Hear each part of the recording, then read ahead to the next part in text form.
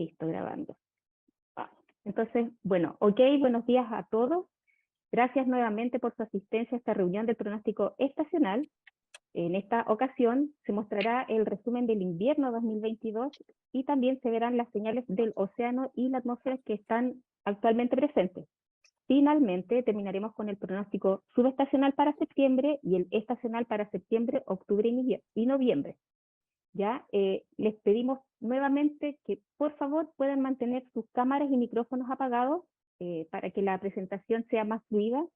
Las preguntas también las pueden ir dejando en el chat, que tengan relación por favor las preguntas con la presentación que veremos a continuación.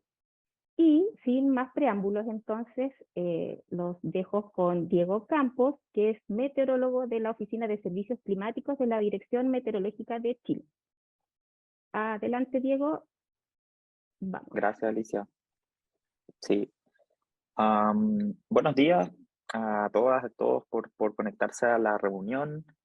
Como dijo Alicia, vamos a estar viendo un poco del resumen del invierno que acaba de terminar y la proyección hacia los próximos 3 meses. Así que eso más o menos en resumen. Partamos con este del resumen climático del invierno. Vamos a estar mirando qué pasó en los 3 últimos meses, pero también vamos a estar mirando cómo vamos a la fecha con algunos indicadores principalmente de precipitación.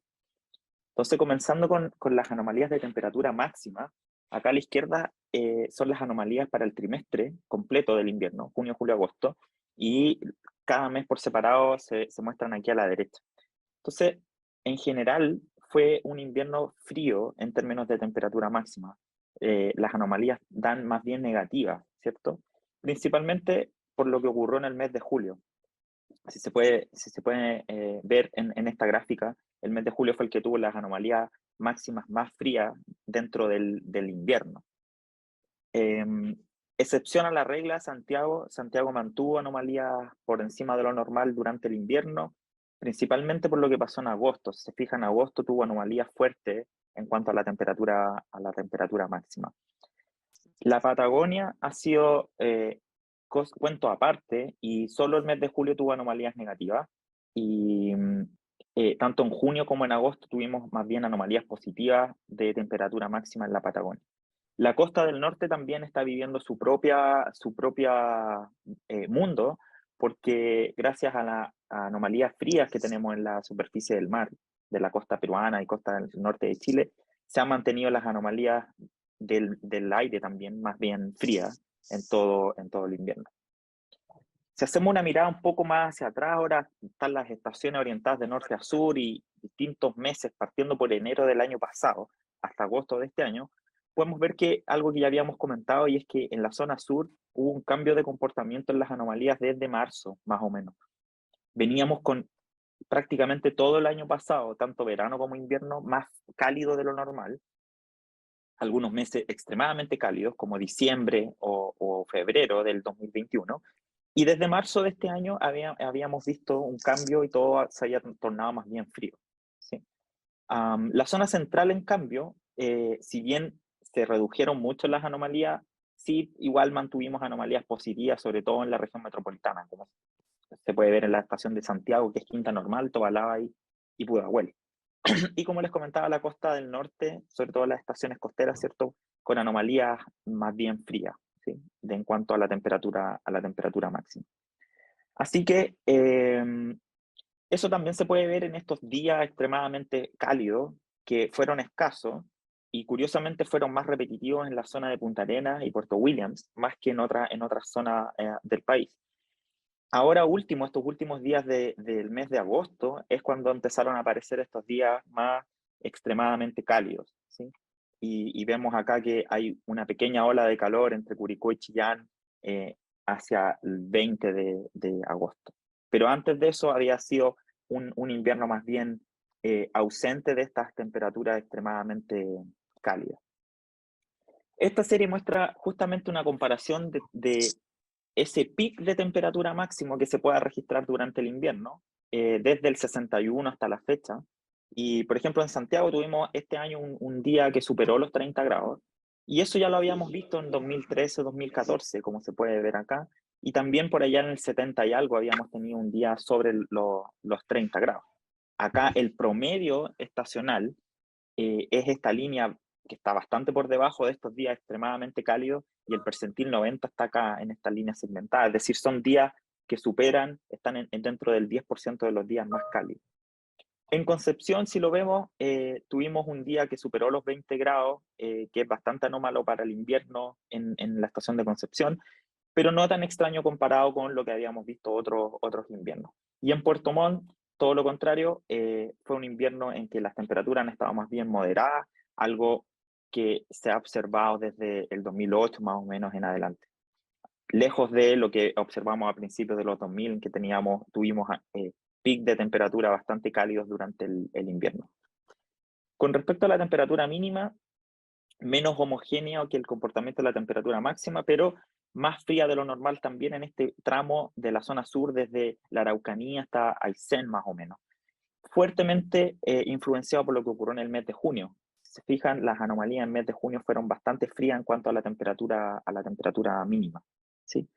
El mes de julio, un mes que fue más bien lluvioso, fueron moderadas las anomalías de la temperatura mínima, dominaron las anomalías frías, pero hay tramos, algunas estaciones acá entre el Maule y el Biobío que tuvieron más bien anomalías cálidas, ¿sí?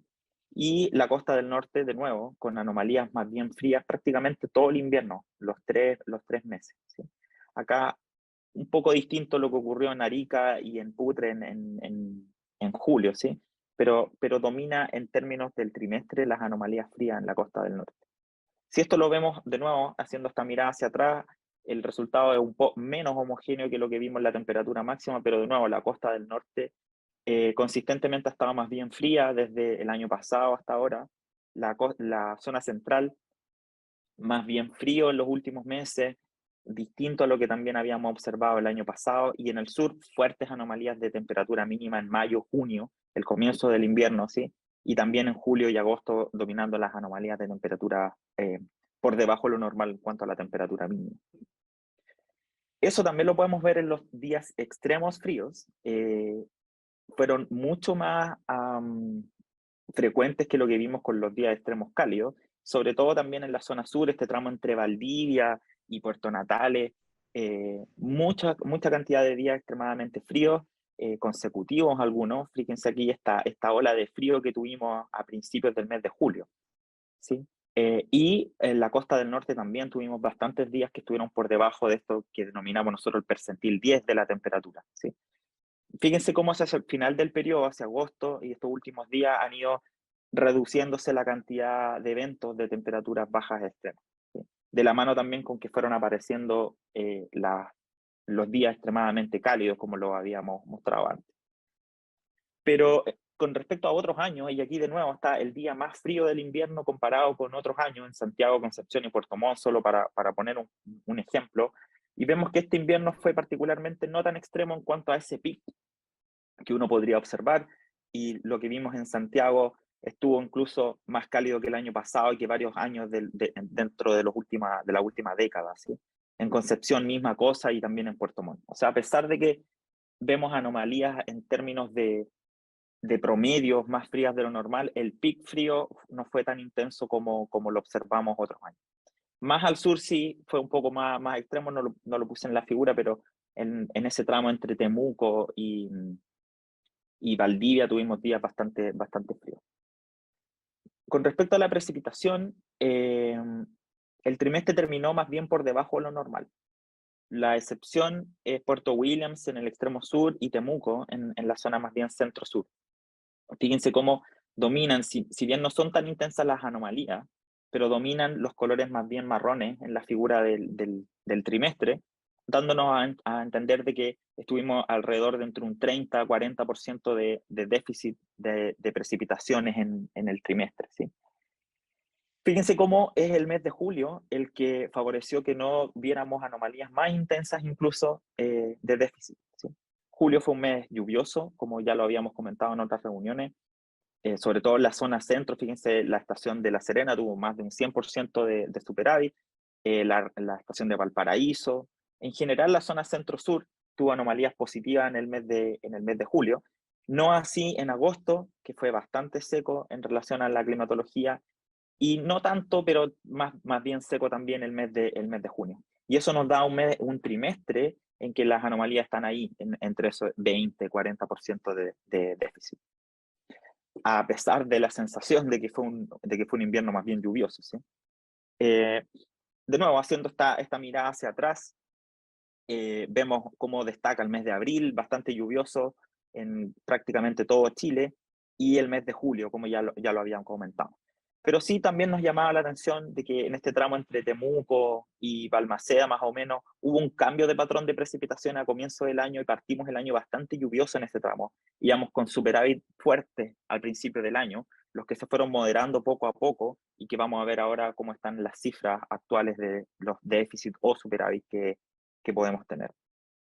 En cuanto a la cantidad de días con precipitación, considerando que un día con precipitación es un día en el que llueven más de 0,5 milímetros, vemos de nuevo este comportamiento más bien lluvioso en la zona sur a principios del año, entre enero y abril, en que dominaban las anomalías positivas de días con precipitación, pero luego eso cambió y de nuevo volvimos a esta tendencia más bien de menos días con precipitación y menos precipitación acumulada, como ya lo vimos en la figura anterior, con la gran excepción del mes de julio, que fue más bien lluvioso. Fíjense cómo en agosto tuvimos un par de días más de lo normal de lluvia en la zona central, pero aún así terminamos con déficit en el mes de agosto. ¿Cómo comparamos este invierno con otros inviernos? Aquí lo que estoy mostrando ahora es la precipitación acumulada total en el trimestre, arriba Santiago, abajo Concepción, y estas líneas son el rango que uno considera normal en segmentado y el promedio en la línea más gruesa. Vemos cómo en Santiago este fue un invierno claramente más lluvioso que el año pasado y que el 2019, pero por debajo de varios inviernos dentro incluso de la mega sequía, y obviamente muy lejos de inviernos que vimos en los 80, los 90 o principios de los 2000. Y eso nos hace dejar un invierno más bien por debajo de lo normal, incluso por debajo del percentil 33 de la distribución. En Concepción, en cambio, si bien estuvimos bajo el promedio, estuvimos dentro de lo que uno considera normal y bien parecido a los años más lluviosos de la mega sequía, pero de nuevo lejos de años lluviosos realmente en el invierno, ¿sí? Como a principios de los 2000. En Temuco estuvimos en el promedio prácticamente, por eso la anomalía de Temuco da más bien en torno a cero, y está dentro de estos años más lluviosos del periodo mega seco, ¿sí? Lejos del 2020, del 2021, perdón, que es nuestra comparación más cercana. Y en Puerto Montt volvemos a un comportamiento más bien deficitario, y fíjense cómo estamos fuera del rango normal de precipitación en Puerto Montt para el invierno y lejos también de los años más lluviosos dentro de la mega sequía. O sea, Puerto Montt fue una estación que tuvo un comportamiento más bien de déficit en el invierno comparado con otros años.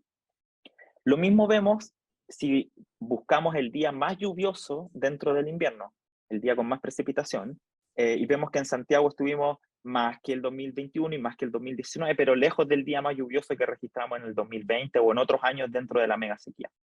Concepción también tuvo un comportamiento muy parecido a los últimos años de la mega sequía, ¿sí?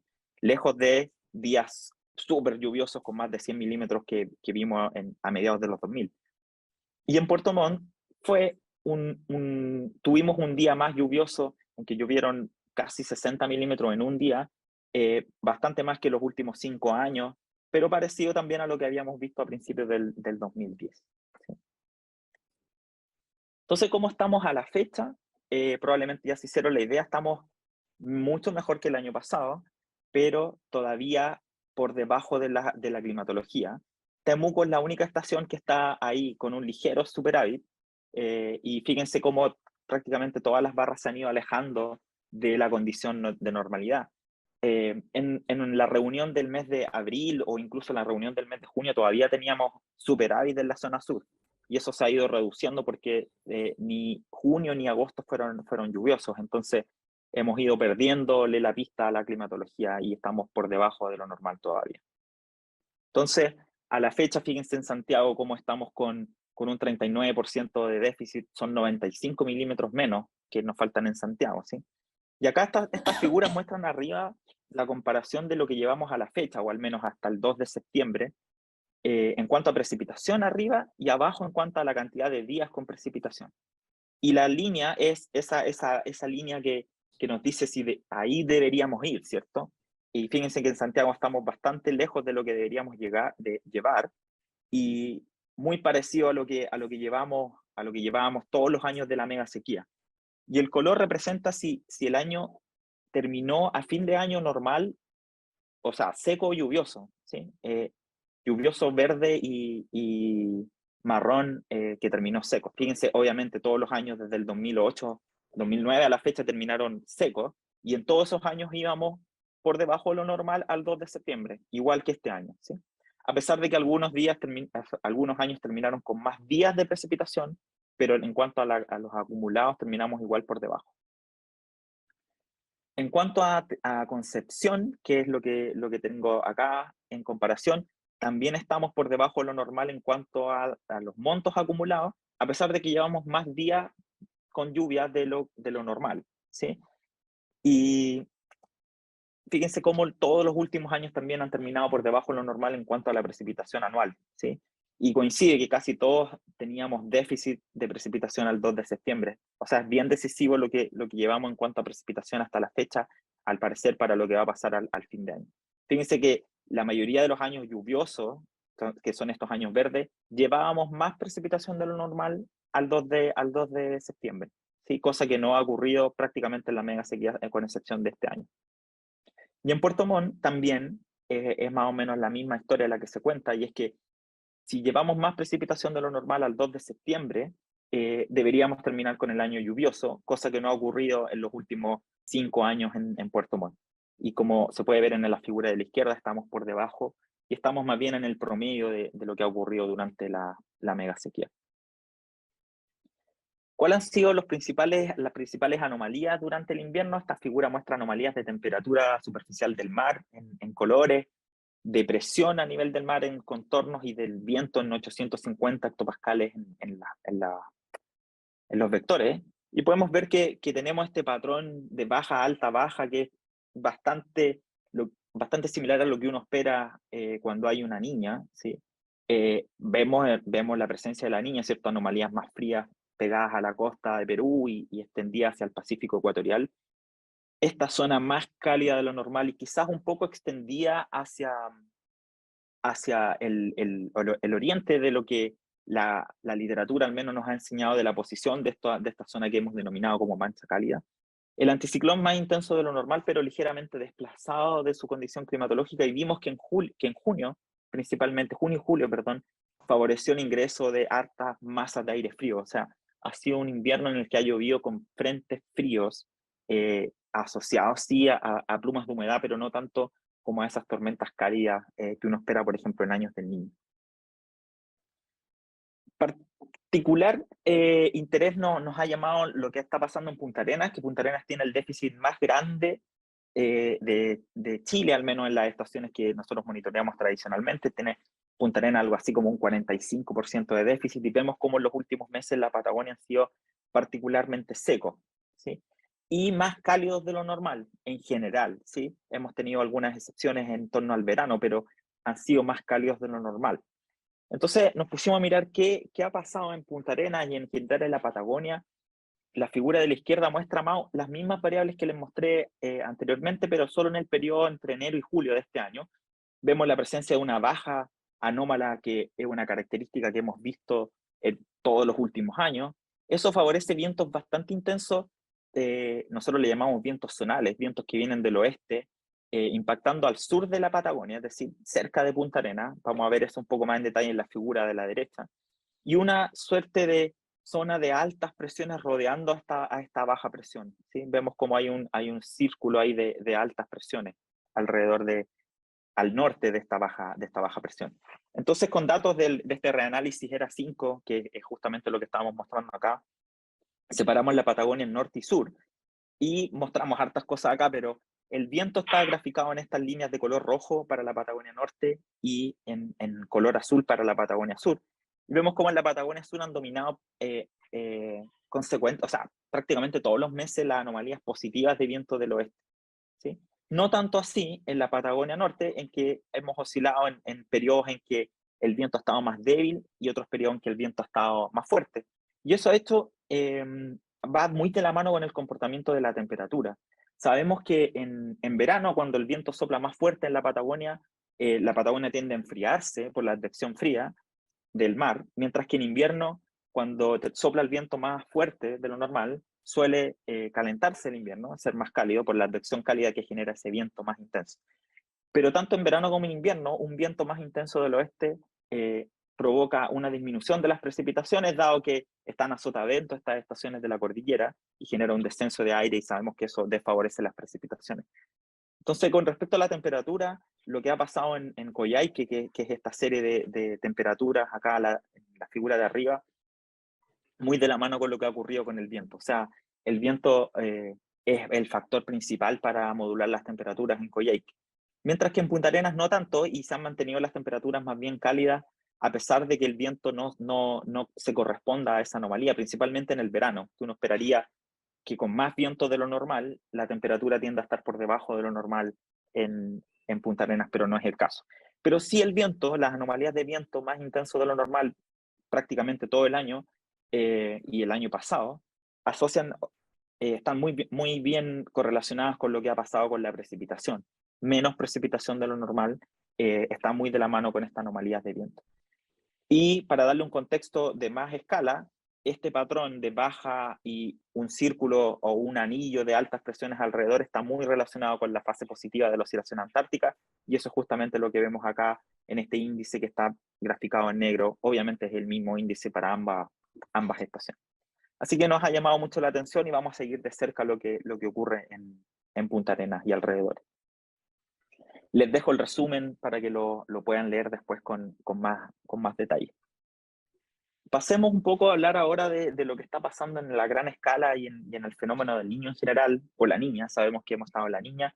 En julio en general mantuvimos esta zona de temperaturas más frías de lo normal en prácticamente todas las regiones del Niño. Solo la región del Niño 3, que está fría, salió de lo que podríamos denominar como la niña, porque entre junio y julio se calentó buena parte del Pacífico ecuatorial con esta tasa que estamos viendo acá abajo, ¿cierto? No así la zona del Niño 4, que es la zona más occidental, la zona más cerca al continente marítimo o a Australia, si se quiere. ¿Sí? La mancha cálida continúa ahí. Como les mostré en la figura anterior, es una zona bastante frecuente de anomalías cálidas en los últimos años. En la última semana, acercándonos un poco más al presente, siguen dominando las anomalías frías, a pesar de que han habido hartos calentamientos entre medio, como podemos ver en esta figura de abajo, que muestra la diferencia entre dos periodos cercanos, la semana central entre el 24 de agosto y el 31 de agosto. Hay pulsos cálidos, ¿sí? O sea, los últimos meses han sido un periodo más bien de debilitamiento de la niña, ¿sí? Sin embargo, hacia el final del periodo vemos aparecer de nuevo una tendencia hacia el enfriamiento, principalmente en las zonas más occidentales, y eso se debe a que desde principios de agosto se empezó a propagar una nueva onda fría, una onda de hundimiento, de afloramiento, perdón, y vemos que han oscilado las ondas de afloramiento y hundimiento de ondas cálidas y frías, estas son ondas oceánicas, ondas Kelvin, que han hecho entonces, en un principio, que estuviese fuerte la niña, luego debilitarla, luego intensificarla de nuevo, debilitarla nuevamente, y es la última que hemos estado observando, pero ahora de nuevo hay una onda que está favoreciendo que en las próximas semanas veamos quizás una disminución de nuevo de las temperaturas del océano. Así lo muestran las gráficas también, que muestran las anomalías en la temperatura subsuperficial y este contenido de calor, ¿cierto? Que es como una suerte de promedio de las anomalías en una capa en el océano superior. Vemos que llegó a un pic frío esto a principios del mes de agosto. Las anomalías de calor en el océano superior suelen ser antecesoras de lo que pasa con la temperatura superficial del mar. Así que es probable que en las próximas semanas empecemos a ver un decaimiento también de las anomalías de temperatura superficial del mar, y tenemos bastante anomalías frías por debajo de la superficie para seguir enfriando justamente la superficie. Muy de la mano con eso, los alisios se han mantenido más intensos de lo normal. Eso lo podemos saber por los colores azules en este tramo entre los 180 y los 120 oeste más o menos, que es el Pacífico ecuatorial. Eh, si uno ve esta gráfica así, con estos colores más azules, significa que el viento del este es el que está soplando más fuerte, y esos son los alisios. Los alisios más intensos están asociados con la propagación de ondas de afloramiento y con la mantención del fenómeno de la niña. Otra variable que nos ayuda a dar señales de que el fenómeno está saludable o está intenso es que la convección, las tormentas, están bastante suprimidas en el Pacífico ecuatorial y están casi todas trasladadas a lo que está pasando aquí en el continente marítimo, ¿cierto? O parte del Índico. Esto es una señal clara de la niña cuando las tormentas se alejan del Pacífico justamente por el enfriamiento que está ocurriendo en su superficie. Yéndonos un poco a la variabilidad intraestacional, la oscilación de Mann y Julian estuvo bastante inactiva durante agosto. Como podemos ver en esta figura, sabemos eso porque la curva de agosto, que es esta curva púrpura, está dentro de este círculo, ¿sí? Es decir, hay una oscilación más bien inexistente, o sea, no inexistente, pero muy débil, y lo que la consideramos como inactiva, ¿sí? A diferencia de lo que habíamos visto en junio y julio. La oscilación antártica, por su parte, ha estado más bien positiva en el último tramo de agosto, pero en el primer tramo de agosto y finales de lo que habíamos visto en julio, había estado más bien negativa. Y nosotros sabemos que la relación que conocemos, al menos entre las precipitaciones y estas oscilaciones, es que queremos ver la Madden-Julian en la fase 7, 8, 1 en el invierno, y queremos ver la oscilación antártica más bien negativa para que llueva, ¿sí? Y no ha sido el caso, al menos en la segunda mitad del mes de agosto, ¿sí? Entonces, eso lo podemos ver también en esta figura que intenta combinar eso, intenta combinar lo que está pasando con la variabilidad intraestacional y lo que está pasando con las precipitaciones. Y vemos que las precipitaciones que tuvimos, al menos en el centro norte de Chile, en la primera mitad de agosto, se condicen bien con una fase más bien negativa de la oscilación antártica, cosa que no ha ocurrido en el último periodo, ¿sí? Y estos periodos lluviosos dentro del invierno, en el mes de julio, estuvieron bastante relacionados con fases positivas o fases favorables, perdón, para la precipitación asociada a la oscilación de Mann y Julian. Fases como la 7, 8 o 1, ¿sí? Que han ido desapareciendo en su frecuencia hacia agosto y lo que empezó ahora en septiembre, ¿sí? Y han dominado más bien fases, como les decía, inactivas de la MGO o alejadas de las fases que a nosotros nos favorecen las precipitaciones. Y si lo vemos en la zona centro-sur, podemos ver algo bastante similar, en que el periodo lluvioso coincidió con más fases favorables para las precipitaciones de la Mann-Julian y decaimiento de la oscilación antártica a una fase más bien negativa, mientras que ahora este periodo que ha sido más bien seco, hemos visto más frecuentemente la fase positiva de la oscilación antártica y no tanto de las fases positivas o las fases favorables, perdón, de la MGO. Así que este es más o menos el resumen. La niña sigue activa y las fases favorables para las precipitaciones, al menos en la variabilidad intraestacional de la Mann-Julian, se han alejado, ¿sí? Y ha estado más bien inactiva, y la oscilación antártica recobró esta fuerza de la fase positiva, que es lo que ha dominado en los últimos años.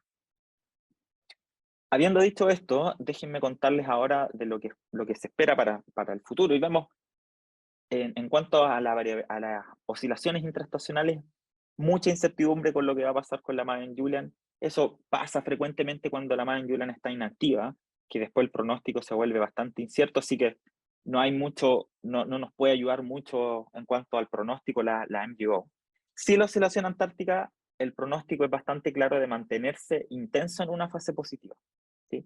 Y al menos para la zona sur del país, una fase positiva está asociada más bien a un régimen sin precipitaciones o con menos probabilidad de precipitaciones. Sí, eso es lo correcto.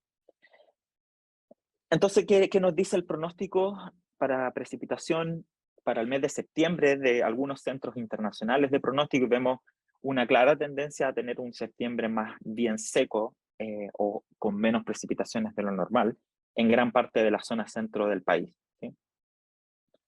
Nuestro pronóstico coincide bastante bien con el pronóstico de los centros internacionales, principalmente en el tramo entre la región de Valparaíso y la Araucanía. Esperamos que todo este tramo esté con menos precipitaciones de lo normal. Ahora, más incertidumbre, pero con una tendencia hacia más lluvia, es lo que esperamos entre los ríos y parte de Aysén, que esperamos que esté entre normal a más lluvioso de lo normal. ¿Sí? Ahí hay un poco de incertidumbre, pero al menos descartamos una condición más seca para el mes de septiembre.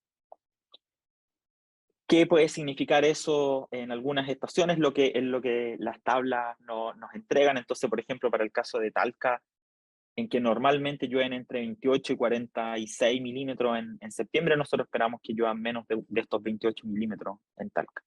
Y en Valdivia o estaciones como Puerto Montt esperamos que esté dentro de este rango de normalidad o por sobre estos 138 milímetros que llueven en Puerto Montt durante este mes.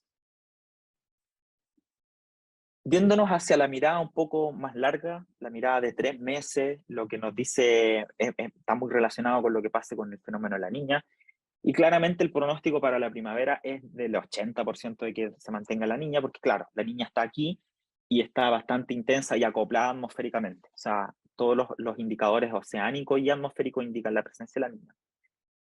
Esa tendencia o esa probabilidad va disminuyendo hacia el verano, pero sigue dominando. Cerca de un 60% de probabilidad de que la niña aún se mantenga en el verano. ¿Sí? Sería, como lo hemos comentado en otras reuniones, el tercer verano consecutivo con la niña. Y ya hacia el otoño, ya empezamos a pensar en la temporada lluviosa el próximo año, domina ahora una mayor probabilidad de la fase neutra. ¿Sí? O sea, la niña terminaría en algún momento entre el término del verano y el comienzo del otoño del próximo año. ¿Sí?